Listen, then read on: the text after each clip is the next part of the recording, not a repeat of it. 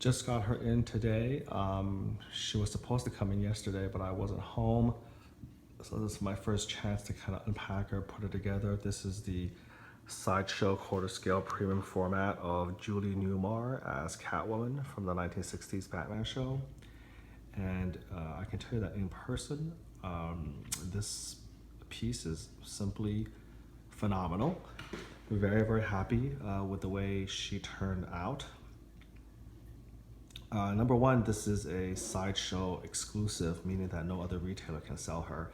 She doesn't have an exclusive piece, but you can only buy her from Sideshow directly. So let's talk about her really quickly. Number one, the base, nice and simple. Got the cat symbol on it. They have a piece of, or a ball of yarn, which is pretty nicely sculpted. I mean, if you didn't touch it, you would swear that this was actually a big ball of yarn. But no, when you touch it, it actually is quite solid. It's resin or polystone. It goes into a slot on the base, and it actually has a hole for you to put a little peg in the foot here, and there's a peg here. So that's how she stands. The belt actually is a lot higher up on the waist, and it's loose, and they put a little bit of like foam packing to prevent this from moving around. So you actually have to bring it down so it kind of rests nicely right above her hips. Here's her hand with the claws right over here, same thing. It's very nice. I mean, I think the Michelle Pfeiffer Catwoman, her claws are like next level. It's a lot more detailed. It looks like this metallic, but for what it is, remember this is from the 60s. You know, this is pretty good. I'm pretty happy with it. Now look at this cat suit. It's really amazing. I mean, they really went above and beyond. This is actually not polystone or resin. This is fabric, and it's just kind of studded with essentially, I don't know what to call this thing, sparkle, glitter. It's embedded in it. It looks amazing. When you turn it, you can see the light kind of play on it. It just sparkles. Really nice all the way around. You can see hopefully you can see the zipper line. This is a working zipper. You can actually zip it all the way down to here. There's also actually along the legs, I think this opens up as well. So it just really looks really classy, really nice, very true to the original's costume. This actually, I think is metal. I can't be sure if it's metal or plastic, but it's a separate piece. So the way you put her together is actually, I mean, it's not tricky. I don't want to say it's tricky, but it's not as straightforward as a normal, for instance, Marvel statues or comic heads that doesn't have mixed media, doesn't come with fabric. So she does come with fabric. So what you do is, you take the base, you put the ball of yarn on here, then you position her to rest on that. So that's pretty straightforward. Now, the next thing is before putting the head on, you need to put the medallion around the neck.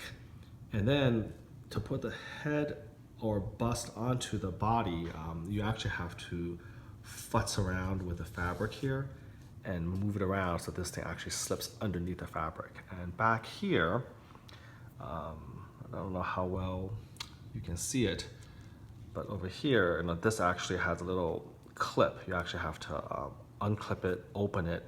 That gives you the room you need to pull the fabric around the head, and then you basically fasten it around it, and you basically pull it out so it looks more natural. So again, it's not hard, but you do have to carefully futz around with it and make it fit. And then when you're doing it, you do want to be slow, be careful, do it little by little, because if you're in a hurry, you could actually snap one of these fingers or claws off while you're messing around back there. Once that's all done, you can gently pull this down so it lies between her breasts, lower on the chest, and the back of the chain should be right up here against the collar, okay? So with that being said, let's talk about the face. Again, Sideshow's been on a run lately with really, really beautiful female portraits, and this one is no exception. It is fantastic. A few things. Number one, you have, of course, the iconic ears and the mask, but the makeup they put on her is just phenomenal. Really, really great. It's amazing. The sculpt is very, very good. Again, and I don't want to say that this is a perfect representation of Julie Newmar, but this is kind of like an idealized representation of her as she, was at the height of her powers, in her prime, just beautiful, sexy. So it's very, very nice. They have eyeshadow makeup. The eyes are amazing. I think it's a decal, I don't know. But when you look at the way it is, like the light actually glimmers off the eyes. They did just a incredible job painting her eyes. You will not be disappointed on the eyes. The ruby red lips, great lipstick. And finally, I think when Sideshow put together a little video to teach you kind of how to put her together, I think they mentioned that this was done with intrinsic resin. So for those of you who may not be aware, intrinsic resin, I think, is another way of describing translucent resin. It's a special type of resin when you cast it and when you paint it properly, it gives you the effect, a closer effect essentially to skin and flesh. This is an effect that typically in the past was only able to be achieved with silicone. But now with the resin, which technically can last a lot longer, they'd be able to achieve essentially the same effect, so close that at least I can't tell. And if you look very closely, it definitely makes a big difference. This is an immaculately painted piece, and it does take a little bit of a learning curve. It takes a special training to paint intrinsic resin to really bring out the effects. And I think they did a great job with it. You can see the light blush on her face. So this is at least the first Sideshow piece I have owned that's used intrinsic resin, and it's amazing. Previously, just for those of you who are interested, the only two companies who routinely use translucent resin into pieces are Cinemaquette and its partner group, ECC, Elite Creature Collectibles. They use translucent or intrinsic resin. And then Prime One Studios also routinely uses it as well. And it really brings their pieces to the next level. So it seems that Sideshow is finally catching on. They, I think, experimented one time with a quarter scale World War II paratrooper or something like that. And it was okay, but I think it showed they had a long way to go.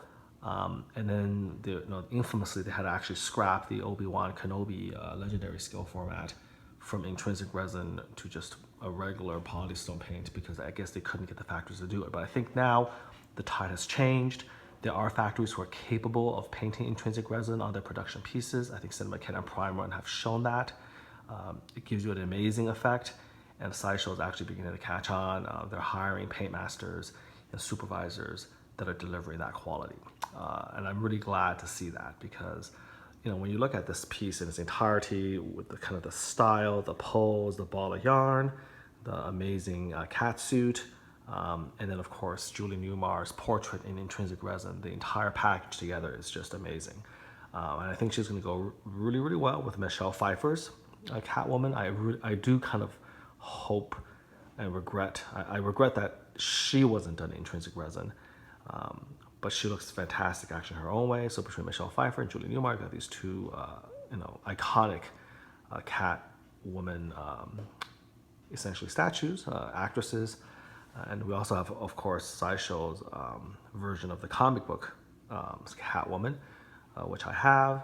And so the only thing that I think is missing that I would love to have is an Anne Hathaway Catwoman from the Christian Bale, Chris Nolan Batman trilogy. I think that would be pretty amazing. And here's hoping that they give us that one too. So we'll have the Ultimate Collection from that. But yep, here you go. One final 360, but she looks amazing. Very happy with this, really happy I got it. And again, just look at her face. It's phenomenal. Very, very nice. Sideshow, has done it again, and I think really at this point has begun to sort of distance themselves when it comes to female statues, female portraits. They're kind of head and shoulders above. I think Prime 1 certainly has it within them to catch up. Let's take a look at how they do with their Harlequin pieces and some of their other Witcher statues, etc. I mean, they use translucent resin as well, but right now in terms of accuracy, beauty, just all things considered, I think Sideshow's head and shoulders above when it comes to their female statues and specifically their female portraits.